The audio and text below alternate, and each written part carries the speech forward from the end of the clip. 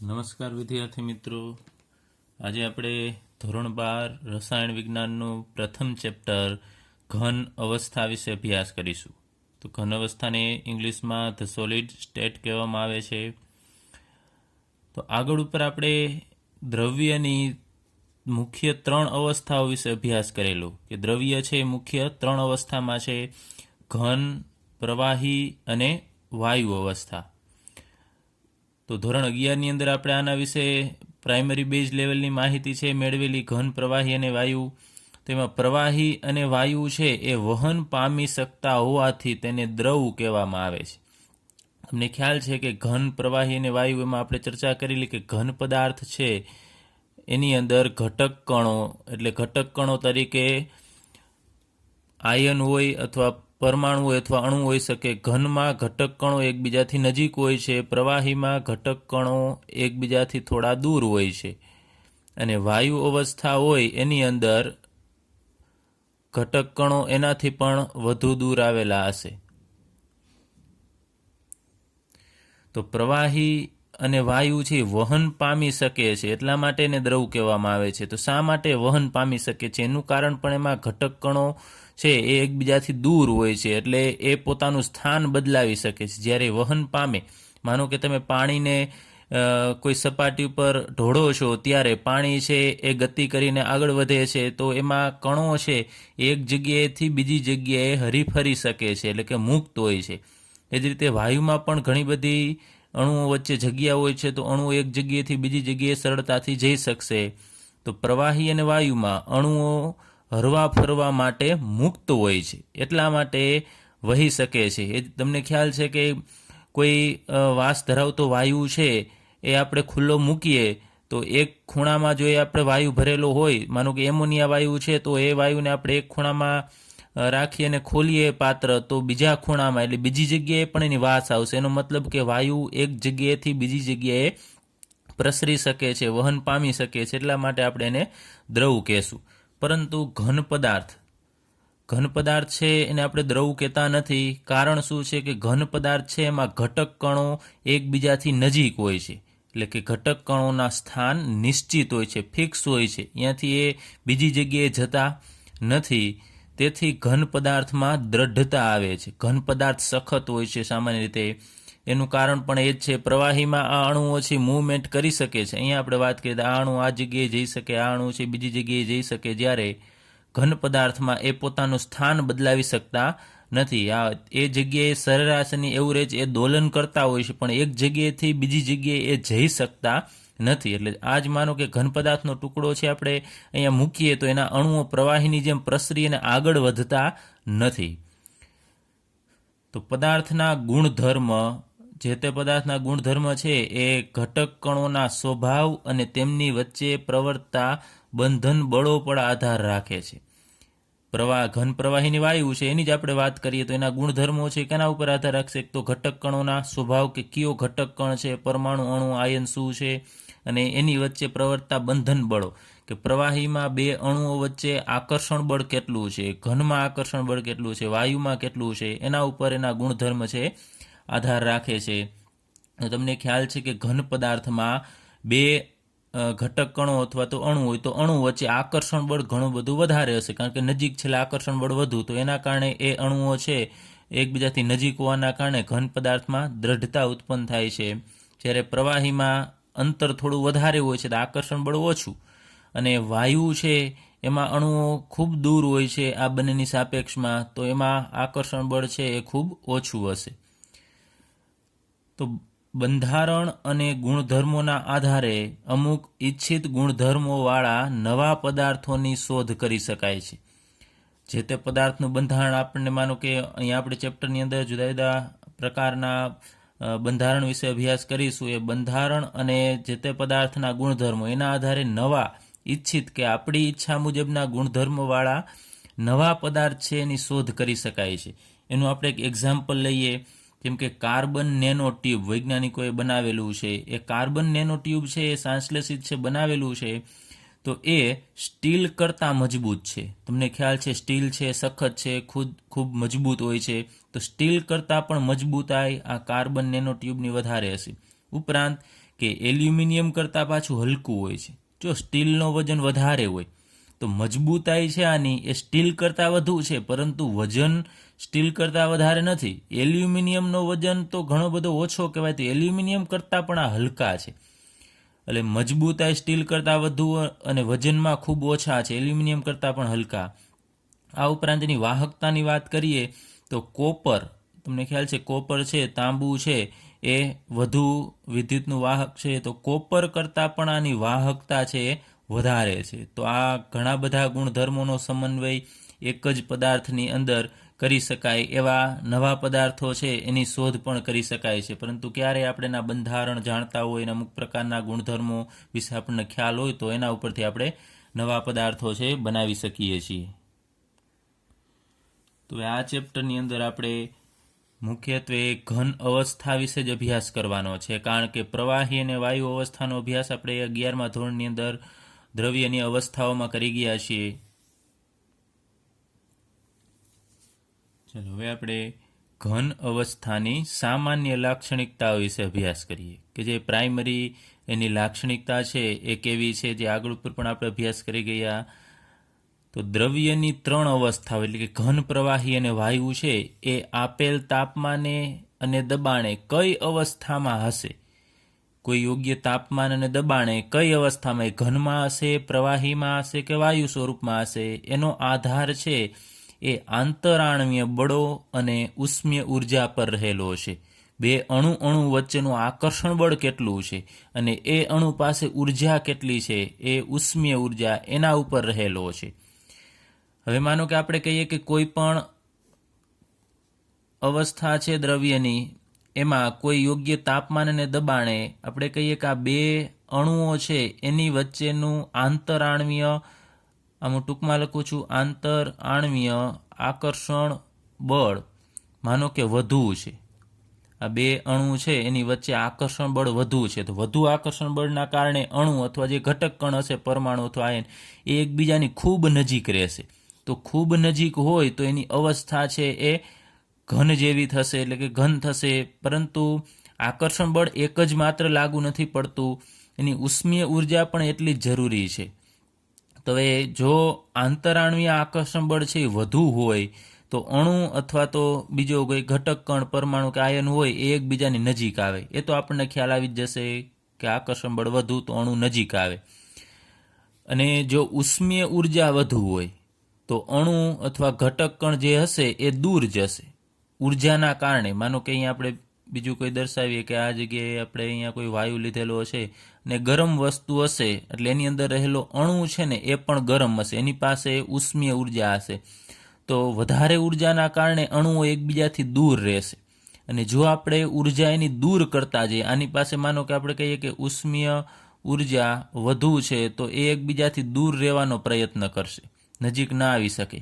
હવે આપણે એને નજીક લઈ આવવો છે તો શું કરવું પડશે? ઉષ્મીય ઉર્જા છે એને દૂર કરવી પડશે. માનો કે આપણે વરાળની જ વાત કરીએ, વરાળ છે એ વાયુ અવસ્થામાં છે, પાણીની આપણે વરાળની વાત કરીએ તો એમાં આ ઘટક કણો એકબીજાથી દૂર હશે, તો એની પાસે ઉષ્મીય ઉર્જા છે એ વધુ હોય.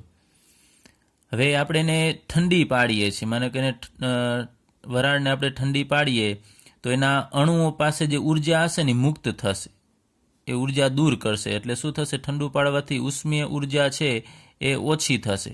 ઉષ્મીય ઉર્જા ઓછી થાય એટલે અણુઓ એકબીજાની નજીક આવે, એટલે આપણે માનો કે કહીએ કે હવે પ્રવાહી અવસ્થામાં આવી જશે, પાણીમાં એ કન્વર્ટ થશે, તો અણુઓ એકબીજાથી નજીક આવી જશે.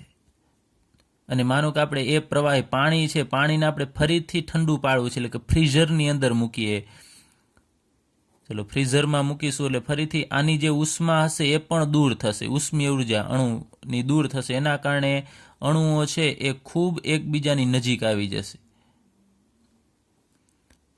તો એ કઈ અવસ્થામાં આવશે? ઘન અવસ્થામાં. તો આના ઉપરથી આપણે કહી શકાય કે ઉષ્મીય ઉર્જા ઘટતી જાય તો અણુ એકબીજાની નજીક આવી શકે, અને અણુઓ જો નજીક આવશે તો આંતરાણવીય આકર્ષણ બળ પણ વધશે. તો અહીં આપણે વાત કરી અવસ્થાનો આધાર આ બે ઉપર રહેલો છે, તો આપણે ટૂંકમાં કહીએ કે ઉર્જા, ઉષ્મીય ઉર્જા ઓછી હોય ને આંતરાણવીય આકર્ષણ બળ વધુ હોય તો પદાર્થ છે સામાન્ય રીતે ઘન અવસ્થામાં હોઈ શકે. હવે આપણે ઘન અવસ્થાના લાક્ષણિક ગુણધર્મ વિશે અભ્યાસ કરીએ, જે આપણે ધોરણ 11ની અંદર પણ અભ્યાસ કરેલો કે ઘન પદાર્થ છે એને નિશ્ચિત દળ હોય છે, ચોક્કસ દળ હોય કે આટલા કિલોગ્રામ કે આટલા ગ્રામનો પદાર્થ છે. પછી એને ચોક્કસ નિશ્ચિત કદ હોય છે, કદ પણ ફિક્સ હોય. માનો કે આપણે આ કોઈ પણ ટુકડો લઈએ, અહીંયા લોખંડનો ટુકડો લીધેલો હોય તો એનું ઘનફળ છે નિશ્ચિત હોય, એ બદલતું નથી. એક જગ્યાએથી તમે ઉપાડીને બીજી જગ્યાએ મૂકો તો એના કદમાં કોઈ પણ પ્રકારનો ફેરફાર થશે નહીં. ત્યારબાદ એનો આકાર છે પણ નિશ્ચિત હોય. માનો કે આ ઘન પદાર્થનો લોખંડનો ટુકડો લીધો તો એને આપણે એક જગ્યાએથી બીજી જગ્યાએ મૂકીએ તો અહીંયા અત્યારે ક્યુબ જેવો છે, સમઘન છે, તો બીજી જગ્યાએ જાય તો કંઈ લંબચોરસ થતો નથી. એટલે એનો આકાર નિશ્ચિત, કદ નિશ્ચિત, દળ નિશ્ચિત. પછી ઘન પદાર્થમાં આંતરાણવીય અંતર છે ટૂંકા હોય. આંતરાણવીય અંતર એટલે કે બે અણુ વચ્ચેનું અંતર છે એ ખૂબ જ ઓછું હશે, એટલે કે અણુઓ ખૂબ નજીક હશે. ત્યારબાદ આંતરાણવીય બળ એ પ્રબળ હોય છે. બે અણુ વચ્ચેનું આકર્ષણ બળ, જે આપણે આગળ ઉપર વાત કરી, આંતરાણવીય આકર્ષણ બળ છે એ ખૂબ પ્રબળ હોય છે, એટલે અણુઓ ખૂબ નજીક હશે. ત્યારબાદ ઘટક કણો તરીકે શું આવેલું હોય તો પરમાણુ, અણુ અથવા તો આયન. એ ઘટક કણો છે એને નિશ્ચિત સ્થાન હોય છે, એનું સ્થાન એક જગ્યાએ ફિક્સ હોય છે. પ્રવાહીમાં જો આપણે વાયુમાં આ અણુ છે એ સરળતાથી અહીંયા જઈ શકે, આ અણુ આ જગ્યાએ જઈ શકે, પરંતુ ઘનમાં આ ખૂણામાં રહેલો પરમાણુ છે એ આ ખૂણામાં રહેલા પરમાણુની જગ્યાએ જઈ શકતો નથી, એટલે કે એનું સ્થાન નિશ્ચિત હોય છે. પરંતુ સરેરાશ અથવા તો મધ્ય સ્થિતિની આસપાસ દોલન કરતા હોય છે, એ વાઇબ્રેટ થોડા થતા હશે, દોલન કરે છે, પરંતુ પોતાનું સ્થાન છે એ બદલતા નથી. ત્યારબાદ ઘન પદાર્થ છે એ અસંકોચનીય અને દ્રઢ હોય છે. અસંકોચનીય એટલે એનું આપણે સંકોચન કરી શકતા નથી. વાયુ છે તો વાયુ ને આપણે સંકોચન એનું કરાવી શકીએ છીએ, કારણ કે અણુ વચ્ચે જગ્યા છે તો એ અણુને આપણે દબાણ આપવાથી એકબીજાની નજીક લઈ આવી શકીએ છીએ. પરંતુ ઘનમાં પહેલેથી જ અણુઓ નજીક છે તો એને આપણે વધુ નજીક લઈ આવી શકતા નથી, એટલે આપણે કહી શકાય અસંકોચનીય અથવા અદબનીય છે, એને આપણે દબાવી શકતા નથી. અને દ્રઢ છે, સખત છે. ચલો હવે આપણે ઘન પદાર્થોનું વર્ગીકરણ લઈએ. તો ઘન પદાર્થ છે એમાં ઘટક કણોની ગોઠવણીમાં હાજર ક્રમના આધારે એનું આપણે બે પ્રકારે વર્ગીકરણ કરીશું. એટલે કે ઘટક કણો તરીકે અણુ, પરમાણુ કે આયન હોય એની ગોઠવણી કયા પ્રકારની છે, કયા ક્રમમાં ગોઠવણી છે, એ ક્રમના આધારે આપણે એને સ્ફટિકમય ઘન પદાર્થ અને બીજું અસ્ફટિકમય ઘન પદાર્થમાં વર્ગીકૃત કરીશું. તો આપણે સૌપ્રથમ લઈએ સ્ફટિકમય ઘન પદાર્થ કેને કહેવાય. તો કોઈ પણ એક વસ્તુ પછી એ સ્ફટિકમય હોય કે અસ્ફટિકમય પદાર્થ હોય, એમાં ઘટક કણ તરીકે શું આવેલું હશે, એટલે કે પદાર્થ શેનો બનેલો હોય ટૂંકમાં, તો કાં પરમાણુનો બનેલો હોય, કાં અણુનો બનેલો હોય, અથવા તો આયનનો બનેલો હોય. માનો કે પાણીનું ઉદાહરણ લઈએ તો પાણી છે એ H2O, આ અણુઓનું બનેલું હશે. પછી મીઠાનું ઉદાહરણ લઈએ તો NaCl, સોડિયમ ક્લોરાઇડ છે એ આ ધનાયન અને ઋણાયન એટલે કે Na+ અને Cl- નો બનેલો હશે. અથવા કોઈ પણ વાયુ છે, આપણે માનો કે હિલિયમ વાયુ લઈએ તો હિલિયમ વાયુમાં દરેક પરમાણુ સેપરેટ હશે. એ જ રીતે અથવા લોખંડનું ઉદાહરણ લઈએ તો એની અંદર પણ પરમાણુ હોય છે, પણ એમાં કર્નેલ ને એવું બધું ઉદાહરણ લઈએ છીએ, પણ એ પણ એકલા પરમાણુ જ હોય છે કોઈ પણ ધાતુની અંદર. હવે ઘટક કણોની ગોઠવણી, આ સ્ફટિકમય પદાર્થની વાત કરીએ છીએ, એમાં ઘટક કણો એટલે કે જેનો બનેલો હોય તે એની ગોઠવણી ખૂબ જ ક્રમબદ્ધ, ત્રિપરિમાણીય પુનરાવર્તન પામતી હોય છે. હવે ખાસ અહીંયા યાદ રાખજો, અહીંયા આપણે H2O પાણી લીધેલું છે, પરંતુ એ પાણીની આપણે અત્યારે વાત નથી કરતા, કારણ કે આપણે ઘન પદાર્થની વાત કરીએ છીએ. આ તો મેં તમને માત્ર ઉદાહરણ દર્શાવેલું છે કે H2O પાણી, પણ એનું ઘન સ્વરૂપ બરફ લઈ શકાય, પરંતુ અહીંયા આપણે પ્રવાહી વિશે વાત જ નથી કરતા ઘન. આ તો માત્ર તમને સમજાવું છું કે ઘટક કણ તરીકે આ અણુ પણ હાજર હોઈ શકે. તો અહીંયા સ્ફટિકમય પદાર્થની અગત્યની લાક્ષણિકતા એ છે કે પરમાણુ અથવા આયન જેનો બનેલો હશે એમાં ક્રમશઃ બધા ગોઠવાયેલા હશે. તો અહીંયા આપણે એક એનું ઉદાહરણ લીધેલું છે. અહીંયા તમે જુઓ છો કે મેં રાઉન્ડ કરેલા છે, તો મોટો રાઉન્ડ કરેલો છે એ અલગ પ્રકારનો પરમાણુ હશે અથવા આયન હશે, અને આ પણ નાનો જે રાઉન્ડ દર્શાવે છે એ પણ અલગ પરમાણુ અથવા આયન હશે. તો આ રીતે અહીંયા આ જે ઘટક કણો, જે ટૂંકમાં રાઉન્ડ છે, નાનો કે મોટો રાઉન્ડ, એ બધા એના ઘટક કણ છે. ચાલો, આ ઘટક કણ એ ક્રમશઃ ગોઠવાયેલા છે. આમાં તમે જુઓ છો કે એની ગોઠવણી આખી તમે આકૃતિમાં જોશો તો બરોબર આમ વ્યવસ્થિત એક જ આકારે બધા ગોઠવાયેલા છે. તો અહીંયા આપણે વાત કરીએ કે આ માનો કે એક આટલો ભાગ અત્યારે હું લઉં છું, તો તમે જોઈ શકશો કે આ ષટકોણ જેવું દેખાય છે. તો આને આપણે એક નાનો સ્ફટિક કહેશું, કે આવો સ્ફટિક બનાવે છે, ગોઠવણી થશે. પછી આ જે સ્ફટિકની ગોઠવણી હશે એવી જ સ્ફટિકની ગોઠવણી છે એ આમાં જોવા મળશે. એટલે કે ત્રિપરિમાણીય 3 ડાયમેન્શનલમાં ક્રમશઃ ગોઠવાયેલા છે. પછી બીજું આમાં સ્ફટિકમય ઘન પદાર્થમાં આપણે આગાહી પણ કરી શકાય. માનો કે આપણી પાસે આ ટુકડો છે, અત્યારે હું આમ સ્ક્વેરમાં દર્શાવી દઉં છું કે આ ટુકડો છે, એમાં આ જગ્યાએ આપણે આ ખૂણામાં લઈએ કે પરમાણુની ગોઠવણી આવી છે ષટકોણ જેવી, તો આપણે આગાહી કરી શકાય કે જો એ સ્ફટિકમય ઘન પદાર્થ હશે તો આ ખૂણામાં જેવી ગોઠવણી હશે ને એવી જ કોઈ પણ જગ્યાએ એ ટુકડાની અંદર, માનો કે અહીંયા તમે જુઓ છો આ બાજુનો ભાગ જે આપણે અડધો જ દર્શાવેલો છે, તો એમાં પણ એ જ પ્રકારની ગોઠવણી હશે. અહીંયા પણ તમે જુઓ છો એ જ પ્રકારની. એટલે કોઈ પણ જગ્યાએ એ સ્ફટિકની અંદર કેવી ગોઠવણી હશે એ આપણે આગાહી કરી શકાય. એટલે કે બધી જ જગ્યાએ સમાન હોય તો આપણે એની આગાહી કરી શકાય છે. એટલે આ ખૂબ અગત્યનો ગુણધર્મ છે સ્ફટિકમય ઘન પદાર્થનો. ફરીથી એક વખત કે સ્ફટિકને, આ માનો કે આપણે સ્ફટિક લઈએ તો સ્ફટિક તમે જુઓ છો એકબીજા આમ ક્રમબદ્ધ ગોઠવાયેલા છે, તો એની નિયમિત લાંબો વિસ્તાર છે એમ કહી શકાય. સ્ફટિકને લાંબો વિસ્તાર છે કે ખૂબ વ્યવસ્થિત ગોઠવાયેલા છે. આનું આપણે એક બીજું માનો કે સિમ્પલ ઉદાહરણ સમજવા માટે લેવું હોય તો ઈંટનું લઈએ, કે માનો કે ઈંટું છે આપણે દિવાલ કરીએ છીએ તો વ્યવસ્થિત ગોઠવવી પડે છે ત્યારે એમાંથી દિવાલ બનશે. તો જો વ્યવસ્થિત આપણે ઈંટુને ગોઠવીએ તો એ વ્યવસ્થિત ગોઠવાયેલી જે રચના છે એને આપણે સ્ફટિકમય રચના કહી શકાય. હવે આપણે અસ્ફટિકમય, આનું એક સ્ફટિકમયનું ઉદાહરણ લઈએ કે તે ક્વાર્ટઝ. અહીંયા જે મેં આકૃતિ દોરેલી છે એ ક્વાર્ટઝની દોરેલી છે.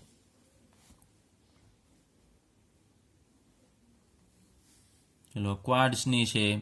તો વાત કરીએ એમ સ્ફટિકને ક્રમનો લાંબો વિસ્તાર હશે, એટલે બધી જગ્યાએ લાંબા ક્રમ સુધી એમાં ગોઠવણી નિયમિત હોય છે. એના ઉદાહરણમાં ક્વાર્ટઝ અને બીજું સોડિયમ ક્લોરાઇડ અને આવા બીજા આયોનિક પદાર્થ પણ આપણે લઈ શકાય.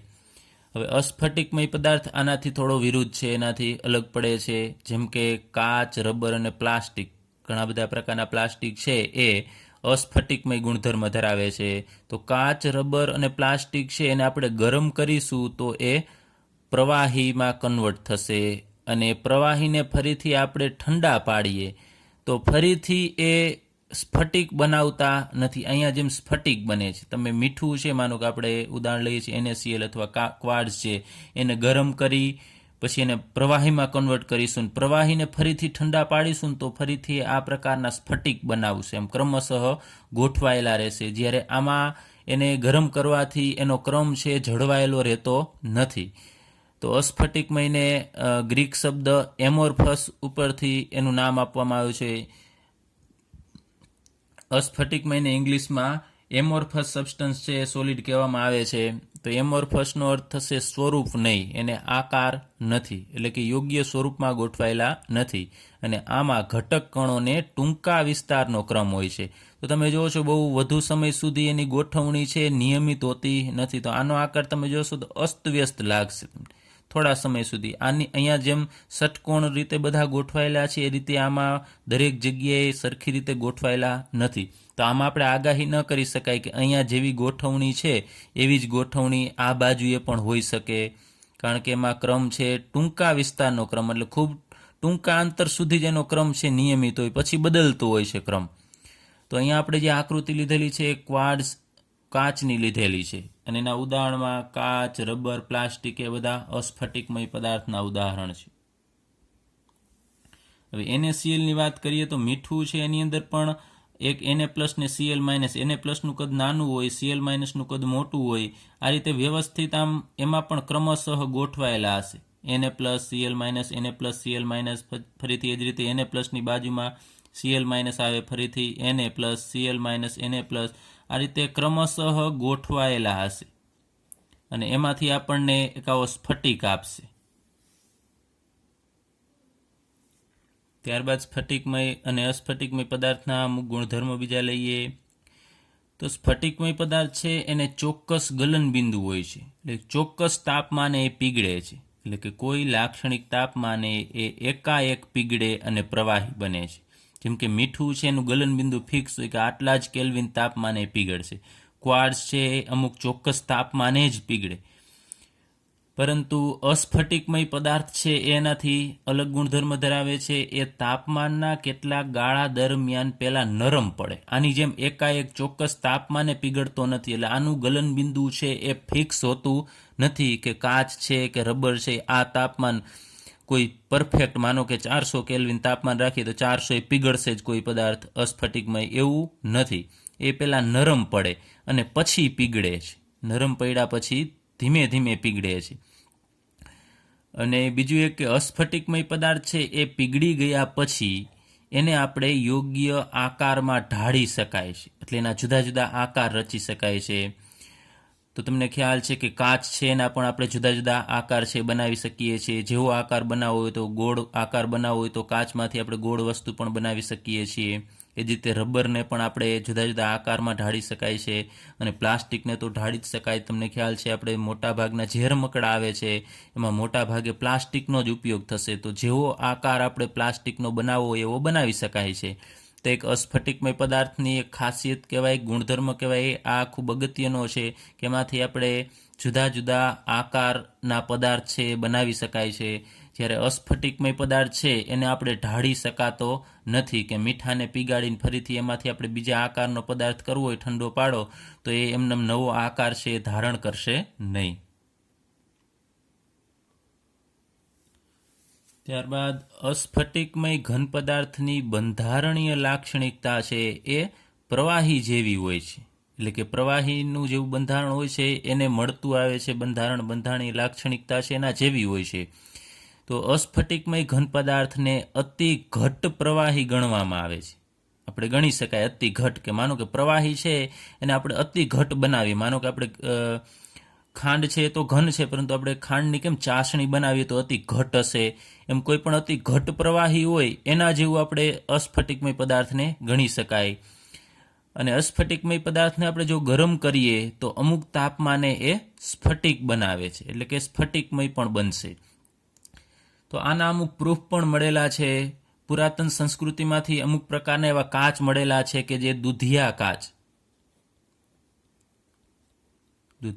એટલે કે દૂધ જેવા રંગના કાચ છે જોવા મળે છે. તો એ જોવા મળે છે એનો મતલબ કે એમાં થોડો ઘણો ભાગ છે સ્ફટિકમયનો હશે. અને કાચ છે એ પણ પ્રવાહીની જેમ વહન પામે છે, પણ ખૂબ ધીમું વહન પામે છે. તમને ખ્યાલ છે કે આપણે વાત કરી કે ઘન પદાર્થ છે એને વહન પામવાનો ગુણધર્મ નથી, પરંતુ કાચ છે એ વહન પામે છે, પણ એ વહન ખૂબ ધીમું હોય છે. આપણે બહુ ટૂંક સમયમાં એનું અવલોકન કરી શકતા નથી. જેમ કે અમુક પ્રકારના કાચ છે, જે જૂના કાચ વર્ષો પહેલાંના જે કોઈ ઘરની અંદર કાચ હોય એનું જ્યારે વૈજ્ઞાનિકોએ અવલોકન કર્યું તો કાચ તમને ખ્યાલ છે આપણે સામાન્ય રીતે આ રીતના હોય છે કે ઉપર અને નીચે એની જે જાડાઈ હશે એ સરખી હોય. અહીંયા જેટલી જાડાઈ હશે એટલી જ અહીંયા હશે, પરંતુ એને જૂના કાચ જોયા જૂના મકાનોના તો એ કાચમાં થોડોક એને આવો શેપ જોવા મળ્યો. ઉપર સાંકડો ભાગ અને નીચે પહોળો ભાગ છે એ જોવા મળ્યો. તો એનું કારણ આપણે એમ કહી શકાય કે વહન પામવાનું. જેમ પ્રવાહી એક જગ્યાએથી બીજી જગ્યાએ જઈ શકે છે એ જ રીતે અહીંયા ઘન પદાર્થ છે પણ તમે આવો આકાર, આમાંથી આવો કઈ રીતે આકાર બની શકે કે જો ઉપરનો કાચ છે ધીમે ધીમે અહીંયા નીચે ભેગો થઈ ગયો હોય તો એનો શેપ આ રીતનો થઈ શકે. તો આના ઉપરથી આપણે એવા અમુક જૂની સંસ્કૃતિમાં અમુક મળેલા નમૂનાના આધારે આપણે કહી શકાય કે કાચ છે એ વહન પામવાનો ગુણધર્મ ધરાવે છે, પરંતુ એનું વહન ખૂબ જ ધીમું હોય છે, પાણીની જેમ ઝડપથી વહન પામતા નથી. તો અહીં આપણે કહી શકાય કે આ જે અસ્ફટિકમય ઘન પદાર્થ છે એ ઘન પદાર્થ છે, પણ ઓરિજિનલી તો આપણે શું કહી શકાય, અતિ ઘટ પ્રવાહી જેવા આપણે એને ગણીએ છીએ. તો આને આપણે આભાસી ઘન પદાર્થ કહેશું.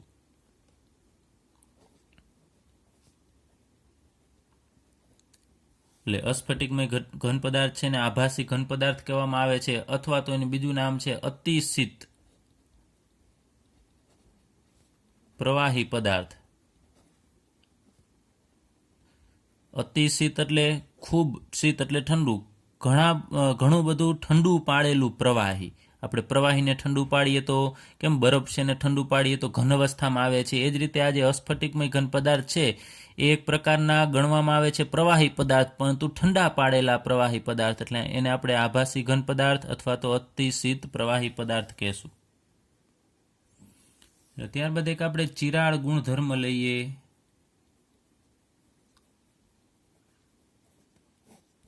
તો ઘન પદાર્થ જે સ્ફટિકમય, આ બાજુનો ભાગ આપણે સ્ફટિકમય ઘન પદાર્થ દર્શાવેલો છે. તો સ્ફટિકમય ઘન પદાર્થ છે એને જ્યારે વચ્ચેથી કાપવામાં આવે, માનો કે અત્યારે આ સ્ફટિકમય ઘન પદાર્થ છે ને આપણે બરોબર વચ્ચેથી કાપવો છે, તો એમાંથી આપણને બે બીજા ભાગ મળશે.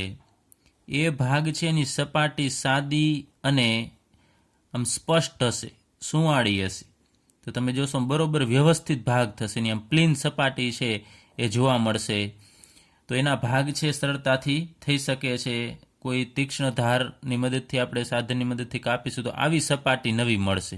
જ્યારે અહીંયા કાચનું જ આપણે ઉદાહરણ લઈએ કે કાચ છે, માનો કે આ કાચનો ટુકડો છે, કાચના ટુકડાને આપણે આમ વચ્ચેથી કાપીશું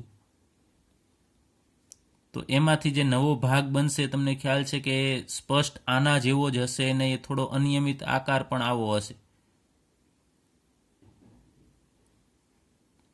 એટલે એની નવી જે ધાર બને છે એ સરખી જ હોતી નથી, અનિયમિત જેવી હશે. એનું કારણ પણ એમાં સ્ફટિક જે ગોઠવણી હોય છે ઘટક કણોની એ અનિયમિત ગોઠવણી છે, એના કારણે નવી ઉત્પન્ન થયેલી સપાટી છે એ થોડી અનિયમિત હોય છે.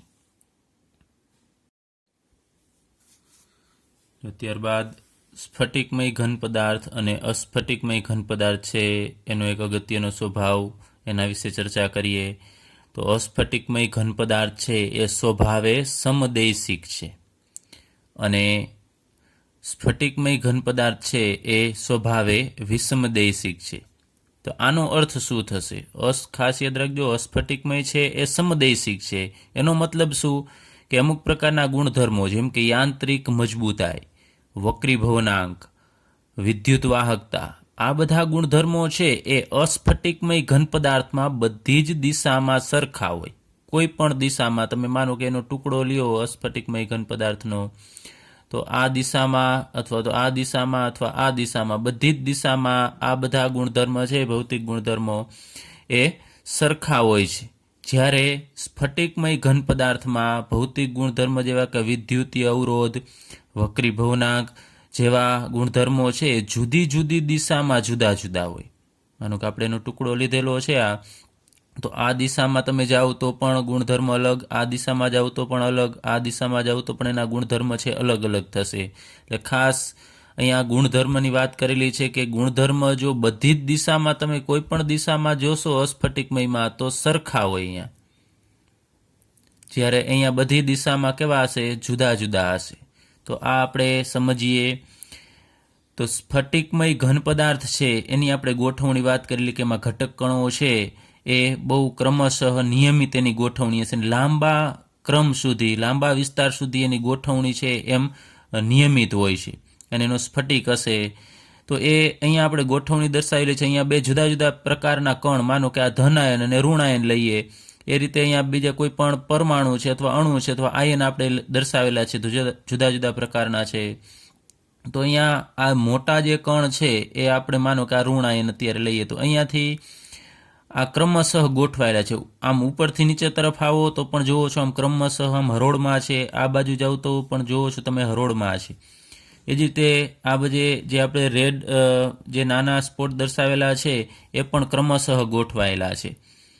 તો અહીંયાથી આપણે કોઈ એક આખી હરોળ દૂર કરીએ, માનો કે વિકૃતિ લઈ આવી છે આપણે, વિકૃતિ એટલે વચ્ચેથી થોડુંક આપણે કાઢી નાખીએ, ગોઠવણી છે એ વચ્ચેથી થોડી દૂર થઈ જાય તો આપણે કહી શકાય કે એમાં વિકૃતિ ઉત્પન્ન થયેલી છે. તો આપણે એક હરોળ આખી કાઢી નાખવી છે આમાંથી. માનો કે આ એક આપણે હરોળ છે એ કાઢી નાખીએ, એટલે આને આપણે એ બી કહીએ. આપણે એ બી દિશામાંથી, આ દિશા પણ કહેશું, એ બી દિશા છે એ દિશામાંથી આપણે એક હરોળ કાઢી નાખવી. ચાલો હું આ રીતે આમ દર્શાવી દઉં છું.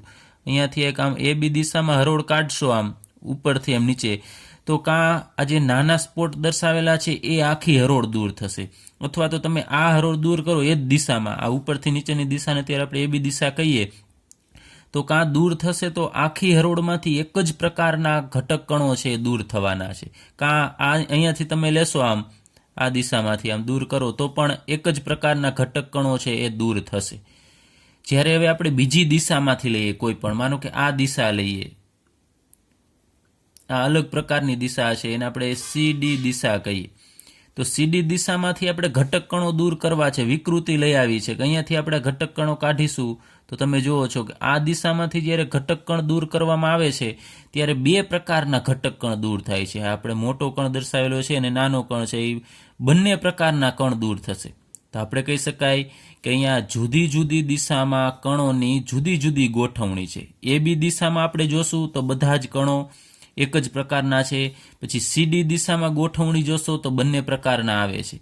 આ રીતે સ્ફટિકમય ઘન પદાર્થની અંદર જુદી જુદી દિશામાં કણોની જુદી જુદી ગોઠવણી હોવાના કારણે એના આ ગુણધર્મો છે એ બધા પણ જુદી જુદી દિશામાં કેવા હશે? જુદા જુદા હશે. કારણ કે ઉપરથી આમ જાઓ તો આ એક જ પ્રકારના, જ્યારે આ બાજુ જાઓ તો બંને પ્રકારના જોવા મળે છે કણો. હવે અસ્ફટિકમય ઘન પદાર્થ, તો એની અંદર આપણને ખ્યાલ છે કે લાંબા અંતરનો ક્રમ હોતો નથી, ખૂબ ટૂંકા અંતર સુધી જેનો ક્રમ નિયમિત હોય છે. તો અહીંયા આપણે અસ્તવ્યસ્ત એની અહીંયા રચના દર્શાવેલી છે. ઘટક કણો છે એ અસ્તવ્યસ્ત ગોઠવાયેલા છે, પરંતુ હવે આપણે ઓલ ઓવર આખી ગોઠવણી લઈએ તો નિયમિત થશે. આમાં તમે જુઓ છો AB દિશામાં આપણે લઈએ છીએ તો માત્ર આ એક જ પ્રકારના કણ દૂર થાય છે. હવે માનો કે આપણે આમ ઉપરથી નીચેની તરફ આને AB દિશા કહીએ, આમ આ A અને B, તો એ દિશામાં અસ્તવ્યસ્ત હોવાના કારણે બંને પ્રકારના કણો દૂર થશે ઓલ ઓવર. એ પ્રકારની અમુક થશે અને અમુક B પ્રકારના પણ થશે. પછી એ જ રીતે આપણે કોઈ પણ આ દિશામાં માનો કે આ CD દિશા કહીએ આ મુજબ, તો એમાં પણ તમે જુઓ છો કે બંને પ્રકારના કણો છે એ દૂર થઈ શકશે. ભલે અમુક ઓલ ઓવર, અમુક આની જેમ જ, એવું ન હોય કે અલ્ટરનેટ આના પછી આ જ આવશે, પણ ઓલ ઓવર આપણે લેશું તો ગોઠવણી છે એ બધી જ દિશામાં એકંદરે સમતુલ્ય હશે. એટલે અસ્ફટિકમય પદાર્થમાં બધી જ દિશાઓમાં એકંદર ગોઠવણી સમતુલ્ય, કે આ દિશામાં જશો તો પણ એવરેજ મૂલ્ય. ફરીથી કહું છું કે આની જેમ વ્યવસ્થિત તો નથી જ, પરંતુ અસ્તવ્યસ્ત હોવાના કારણે તમે કોઈ પણ દિશામાં આમ લેશો તો બંને પ્રકારના કણો છે એ અહીંયાથી દૂર થશે. આપણે જો વિકૃતિ અહીંયાથી લઈ આવી હોય તો કણો દૂર કરવા હોય તો ફિક્સ ન હોય કે આના આટલા દૂર થયા, આના 50 દૂર થયા તો આના 50 જ થાય. ઓલ ઓવર આના 50 હોય તો આના 48 પણ થઈ શકે, પરંતુ ઓલ ઓવર આપણે કહી શકાય કે ગોઠવણી છે સમતુલ્ય છે. તો બધી જ દિશાઓમાં એના ગુણધર્મ, આ બધા યાંત્રિક મજબૂતાઈ, વક્રીભવનાંક, વિદ્યુત વાહકતા છે, ગુણધર્મ બધી દિશામાં સરખા હશે. કારણ કે ગોઠવણી ઓલ ઓવર બધી દિશામાં સરખી તો ગુણધર્મ સમાન. અહીંયા સ્ફટિકમયમાં ગોઠવણી છે બધી દિશામાં જુદી જુદી હોય છે, તો એના કારણે આવા ગુણધર્મો છે એ પણ જુદી જુદી દિશામાં જુદા જુદા જોવા મળે છે. હવે અમુક કેટલાક ઘન પદાર્થો એવા છે કે જે દેખીતી રીતે અસ્ફટિકમય જેવા લાગે, એટલે આપણને દેખાય અસ્ફટિકમય જેવા, પરંતુ તેઓ અતિ સૂક્ષ્મ સ્ફટિકમય રચના ધરાવતા હોય. એની અંદર સ્ફટિક હોય પરંતુ અતિ સૂક્ષ્મ રચના હોય, પરંતુ એ સ્ફટિક છે અસ્તવ્યસ્ત ગોઠવાયેલા હોય. સ્ફટિક હોય પરંતુ એની ગોઠવણી અસ્તવ્યસ્ત જેવી હશે. તો આવા પદાર્થો છે એને આપણે બહુસ્ફટિકમય ઘન પદાર્થ કહેશું. ચાલો ફરીથી કેટલાક ઘન પદાર્થો છે કે જે દેખીતી રીતે અસ્ફટિકમય લાગે, પરંતુ એમાં અતિ સૂક્ષ્મ રીતે સ્ફટિકમય રચનાઓ જોવા મળતી હોય. જો સ્ફટિકમય રચના હોય તો આપણે એને સ્ફટિકમય કહેશું. દેખાય અસ્ફટિકમય જેવો પરંતુ હોય સ્ફટિકમય જેવો, તો એને આપણે બહુસ્ફટિકમય ઘન પદાર્થ કહેશું. તો એના ઉદાહરણમાં આપણે લઈએ અમુક ધાતુ. અમુક પ્રકારની ધાતુ છે એમાં વ્યક્તિગત સ્ફટિક છે એ અસ્તવ્યસ્ત ગોઠવાયેલા હોય. તો અહીંયા મેં એક આ માત્ર સમજવા માટે દર્શાવેલું છે કે માનો કે આ કોઈ પણ એક સ્ફટિક છે, આ બધા વ્યક્તિગત સ્ફટિક છે, તો છે બધા સ્ફટિક સરખા. તમે જુઓ છો અત્યારે મેં આમ ષટકોણ જેવી રચના દર્શાવેલી છે, તો બધા જ અહીંયા સ્ફટિક છે એ એક સરખા જેવા છે, સરખા જ છે સ્ફટિક, પરંતુ એની ગોઠવણી અલગ અલગ છે. આમ એ ક્રમશઃ આમ ગોઠવાયેલા નથી, આ રીતે આમ વ્યવસ્થિત એની ગોઠવણી થયેલી નથી. ચલો આ રીતે ગોઠવણી નથી, છે સ્ફટિક બધા, પરંતુ ગોઠવણી અસ્તવ્યસ્ત છે. એટલે વ્યક્તિગત સ્ફટિક છે આ બધા એ અસ્તવ્યસ્ત ગોઠવાયેલા છે, તમે જુઓ છો. તો એના કારણે આખો જે સ્ફટિક હશે એ વિષમદૈશિક હોવા છતાં, ખાસ ધ્યાન આપજો, વિષમદૈશિક હોવા છતાં એટલે કે વિષમદૈશિક કોણ હોય? સ્ફટિક હોય. સ્ફટિકમય ઘન પદાર્થ છે વિષમદૈશિક છે. વિષમદૈશિક હોવા છતાં સમદૈશિક લાગે છે. સમદૈશિક એટલે કે અસ્ફટિકમય લાગે છે. આખો સ્ફટિકમય, કારણ કે એની અંદર સ્ફટિક છે, પરંતુ સ્ફટિક અસ્તવ્યસ્ત ગોઠવાયેલા છે, એટલા માટે એ દેખાય છે સમદૈશિક એટલે કે અસ્ફટિકમય જેવો દેખાય છે. ત્યારબાદ આપણે અસ્ફટિકમય ઘન પદાર્થ વિશે વાત કરીએ તો અસ્ફટિકમય ઘન પદાર્થ છે ઘણા બધા ઉપયોગી પદાર્થ છે, જેમ કે કાચ, રબર, પ્લાસ્ટિક. આ આપણા રોજિંદા જીવનમાં ઘણા બધા અગત્યના પદાર્થો છે. પ્લાસ્ટિક તો અત્યારે ઘણું બધું અગત્યનું છે, તમને ખ્યાલ છે. મોટાભાગની વસ્તુ છે એની અંદર પ્લાસ્ટિકનો ઉપયોગ થાય છે. એટલે પ્લાસ્ટિક વગર અત્યારે ચાલી શકે એવું નથી. પ્રદૂષણ ને બધું થાય છે, આનો નાશ છે થઈ શકતો નથી, પરંતુ એ ખૂબ અગત્યનો પદાર્થ છે આપણા રોજિંદા જીવન માટે. હવે બીજું એક અસ્ફટિકમય સિલિકોન. સિલિકોન છે કે જે અસ્ફટિકમય સ્વરૂપનું છે, એ ઉત્તમ ફોટોવોલ્ટેઇક પદાર્થ છે. તો ફોટોવોલ્ટેઇક પદાર્થ શું કરશે? એ સૌર ઉર્જાનું વિદ્યુત ઉર્જામાં રૂપાંતર કરે છે. એટલે કે આપણે સોલાર પેનલની વાત કરીએ છીએ, એ સૌર ઉર્જાનું વિદ્યુત ઉર્જામાં રૂપાંતર કરે છે. એમાં અસ્ફટિકમય સિલિકોન, તો તમને ખ્યાલ છે જે સૌર પેનલ છે આપણે અગાસી ઉપર લગાવીએ છીએ, એની અંદર સિલિકોન આવેલો હોય છે, અને એનું સ્વરૂપ કયું હશે? અસ્ફટિકમય. એ સારો એવો ઉત્તમ ફોટોવોલ્ટેઇક પદાર્થ છે, એ સૌર ઉર્જાનું વિદ્યુત ઉર્જામાં રૂપાંતર કરશે.